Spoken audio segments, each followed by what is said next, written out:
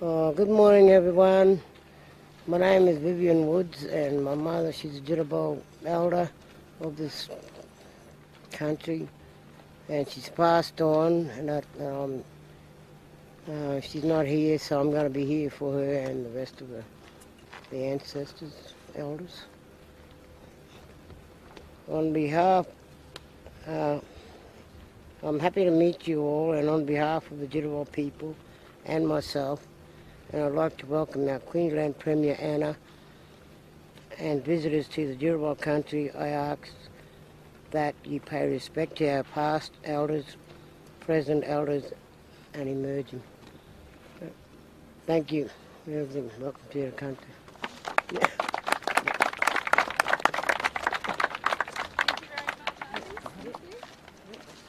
All right, well, good morning everyone, and as we can see today we're at the Kaban Wind Farm, and you only have to look behind me to see the winds of change are well and truly here. We announced our energy plan last week, our energy and jobs plan, to get 70% renewable energy by 2032. Our energy and jobs plan is about that. It's about jobs and it's about renewable energy. When you think about the incredible feat it took workers to get these wind turbines up the Kuranda Range, up here to past Ravenshoe, it is an enormous feat. But today, these wind turbines will be linked to the SuperGrid, and they will be able to power, when completed, 100,000 homes. 16 of the 28 wind turbines are complete at the moment, and I want to thank the men and women who have done an extraordinary job on this site here to get this project well and truly underway. So more than 50% complete.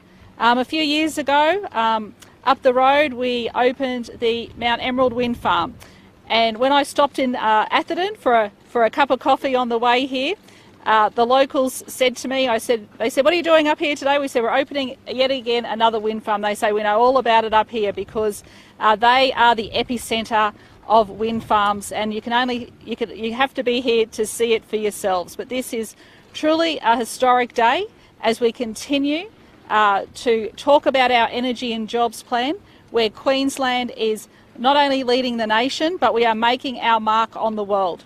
And thank you to everyone who stopped me over the last few days to talk about this plan and how proud they are to be part of a state that is forward-thinking, that is thinking about the future of jobs, and that is in touch with acknowledging that climate change is real, and we need to do everything within our power to supercharge the economy and move towards our renewable future. I'll hand over to the Deputy Premier and then Minister de Brenni.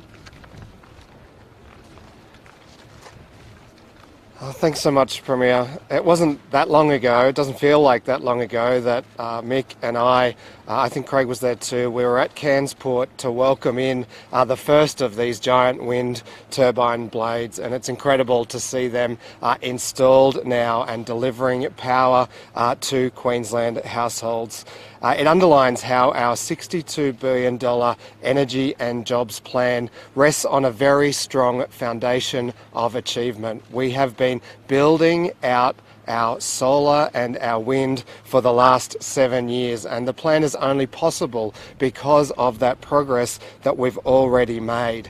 That clean energy boom is already underway, but the Queensland Energy and Jobs Plan will see us supercharge that clean energy revolution. Most of those jobs, the 100,000 jobs, will be in regional Queensland, helping to make Queensland a clean energy superpower. We will need, to implement this plan, we will need a lot of wires, of turbines, of towers, of transformers, and of batteries. And we hope that in the future, when we build more of these wind farms, we're not welcoming all of the components at the port, we're making them here. We want to make them here in regional Queensland. Just last week in Townsville, we saw a steel fabricator that would be able to make the towers that these turbines sit upon. So we want to work with, the next step is to work with business to identify how they can get ready to provide the components of the SuperGrid. We want to plan with them to develop their capabilities, to train their workers, to assist them to tender, and also to address the impediments that might be there currently to investment. We already have an electrolyser factory under construction in Gladstone, a battery factory under construction in Maryborough, a critical minerals processing facility under construction in Townsville. Every single part of Queensland has an opportunity to be part of manufacturing the components of the SuperGrid. We will need 2,000 wind towers, more than 7,000 blades, 25 million solar PV panels, 7,000 batteries. And of course the SuperGrid will need all of the power, all of the poles and wires, the transformers that will link it all together. And so today we are launching the Clean Energy Manufacturing Opportunities Prospectus so that Queensland businesses can come forward to tell us what they need to be able to manufacture these components here, to make them here, to employ Queenslanders, to build new factories. After all, we know that we can make trains here in Queensland. We know that we can make electrolysers and batteries here in Queensland. We want to take our rare minerals, our world-leading skills, and all of that clean energy we'll be generating to make the ingredients of our $62 billion energy and jobs plan right here in Queensland, and of course also export those components to the world. Thanks, Mick. Thank you, Premier. Well, can I join with the Premier and the Deputy Premier and others and acknowledge the traditional owners of the land on which we gather today, and thank Auntie Lillian for welcoming us to your country. It is a beautiful part of the world. We're standing today at what is the foundation project in the North Queensland Renewable Energy Zone. This 157 megawatt project signifies the start of the construction of the Queensland SuperGrid. We expect the 28 turbines, some of which you see operating behind us today, to be joined, as you heard by the Deputy Premier, another 2,000 of those across Queensland, right across the Queensland SuperGrid. This symbolises as well $370 million of global investment into this project and 250 local jobs. And just think about this for a moment. The Liberal National Party in this country tried to block this project. They tried to block $370 million of global investment and to stop those 250 jobs. Instead, the Palaszczuk government, through our Renewable Energy Zones funding, supported the delivery of this project and it is now up and running. We're serious about Queensland being a renewable energy and hydrogen superpower. And to be really serious about that, we want to make sure that we deliver on all of the supply chain opportunities. And I want to thank the Deputy Premier and the Premier for supporting the Clean Energy Manufacturing Opportunities Prospectus. We want to see 2,000 of these towers, those millions of solar panels, those transmission components. We want to see more of them made here. We want to see more businesses in Queensland, particularly in regional communities, delivering these components. We want to see more clean energy, when we want to see less reliance on overseas manufacturing. We want to onshore that manufacturing back to Queensland. In fact, we want to reindustrialise this nation through the clean energy revolution. Now, this project, of course, will make a significant contribution to our emissions reductions objectives. This will abate 352,000 tonnes of emissions. That's the equivalent, when it's up and running, of taking 100,000 cars off the road in terms of putting downward pressure on those emissions and helping take real action on climate change. We've already got local companies working on this project, from local concreters to the local security company to the fencing company, 250 local jobs as part of this project. We want to make things like this here in Queensland. Those blades, those 79-metre long blades spinning behind us here, we want to make them here in Queensland. That 149-metre tall tower behind us, we want to make that here in Queensland. And finally, I'd like to mention a terrific spin-off of this project for the people of far north Queensland and Cairns. As part of the transmission investment the Palaszczuk government is delivering, we'll create a second line of connection to Cairns. That means that as cyclones come through this region, we'll have an inland route connecting Cairns as well. That is a significant benefit to this region in terms of energy security and reliability, and I want to acknowledge the PowerLink team for delivering that outcome for North Queenslanders as well. Thanks, Premier. Thanks, Premier. Craig Crawford, Local Minister out of Cairns. Welcome to one of the highest points on the Atherton Tablelands, and it's a little bit chillier than what it was when you probably got out of bed this morning in Cairns.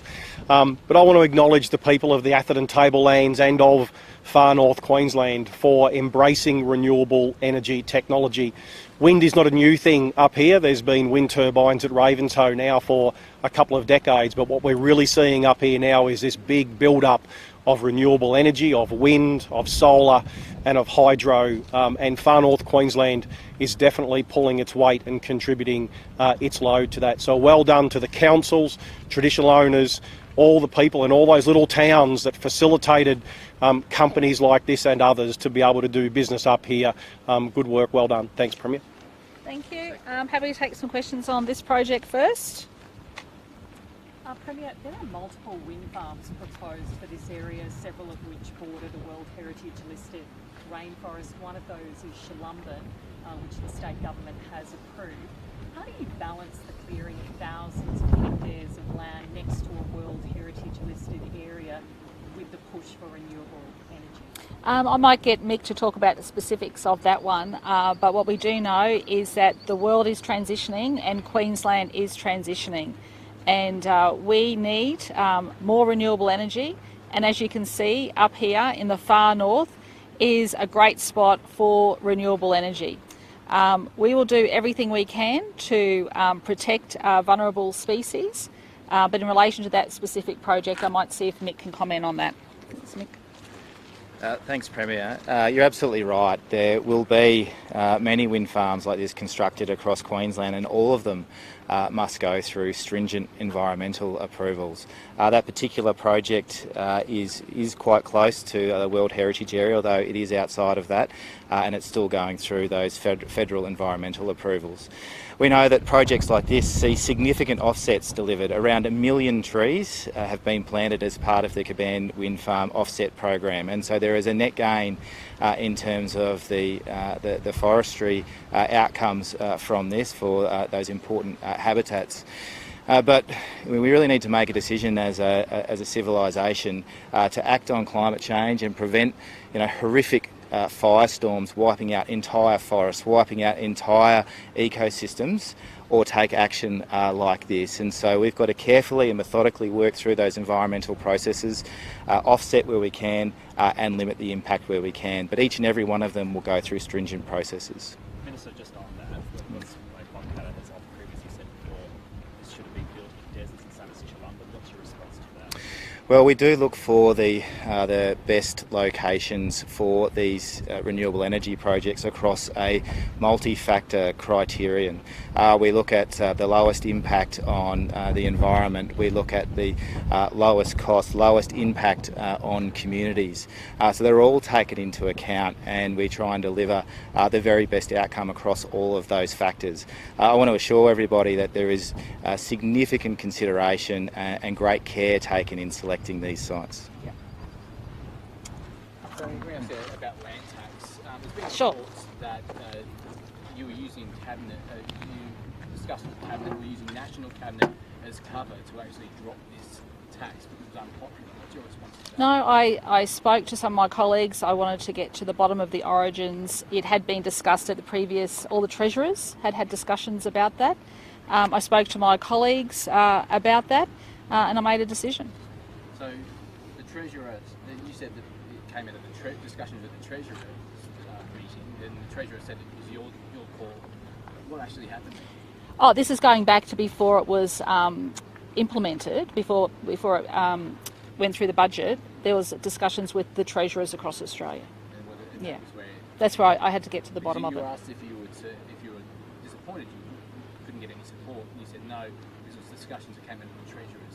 That's right, yeah. Yeah, but that was a long time ago. Yeah, So, correct. And you say that in terms of land tax, that it can't be done without other leaders. The treasurer is always saying that it could be.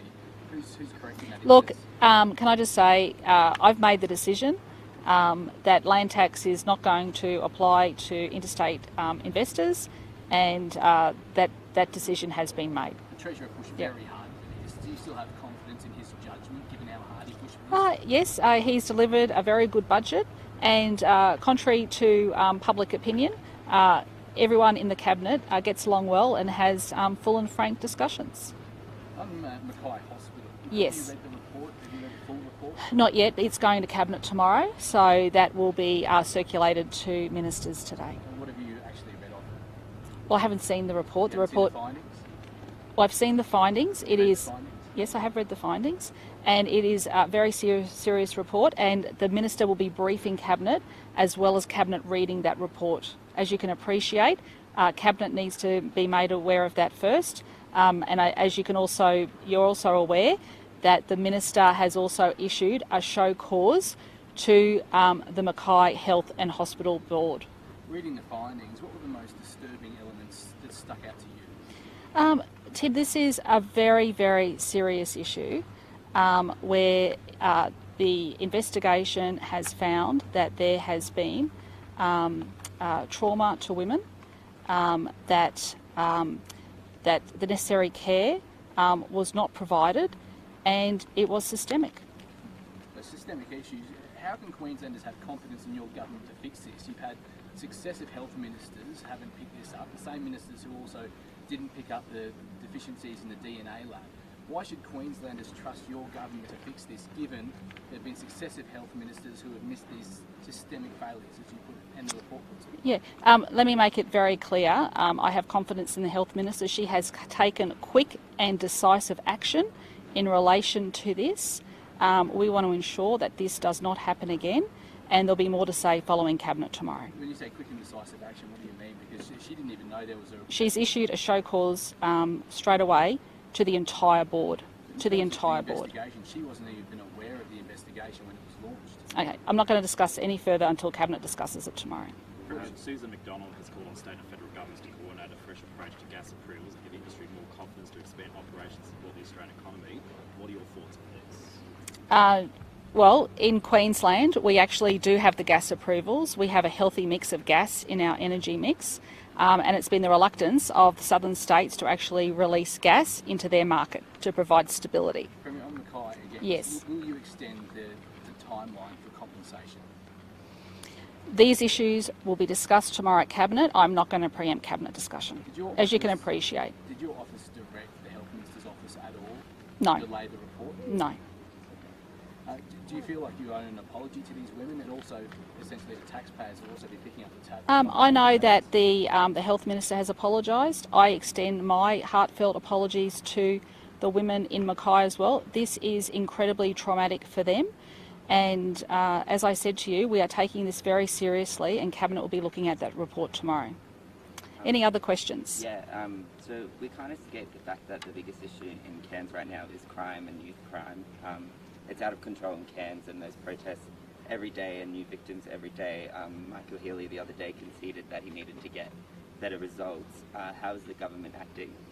I understand that the Youth Justice Minister was just here recently, meeting with different agencies and also with the police. I remember seeing it, I think, on the front page of your paper. So look, these are very complex issues, and I do understand the community's frustration and the community's concern. We've put on extra police. We've got $500 million at the moment on the table.